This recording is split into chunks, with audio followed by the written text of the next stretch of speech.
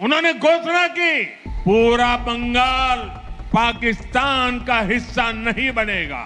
থেকে একটা বড় খুনিকে এসটিএফ অ্যারেস্ট করেছিল জেনে রাখুন, যা নিয়ে বাংলাদেশে অনেক রেভলিউশন হয়েছিল। আমার সাথে যদি বসতে চায় তাহলে আমি বসতে রাজি। ক্ষমতা হারিয়ে ভারতে পালিয়ে যান শেখ হাসিনা। একইভাবে ওসমান হাদি হত্যাকাণ্ডের প্রধান আসামি ফয়সাল করিম মাসুদ তিনিও ভারতে আশ্রয় নিয়েছেন।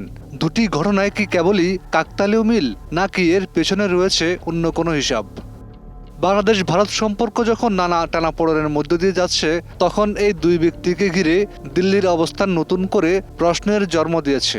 এখন ঢাকার পরবর্তী পদক্ষেপই হয়ে উঠেছে সবচেয়ে গুরুত্বপূর্ণ।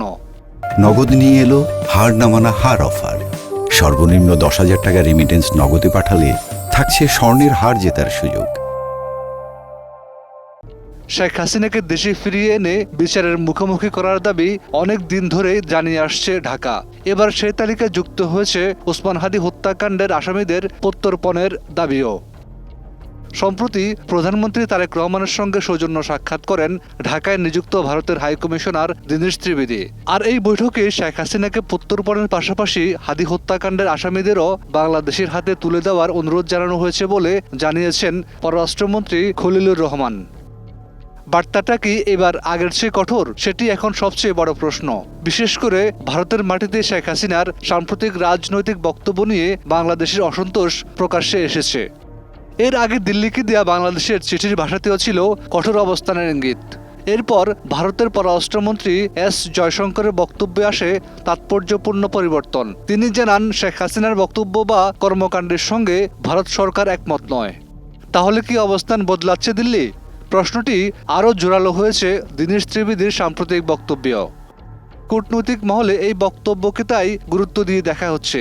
তবে শুধু কথায় কি বরফ গলবে?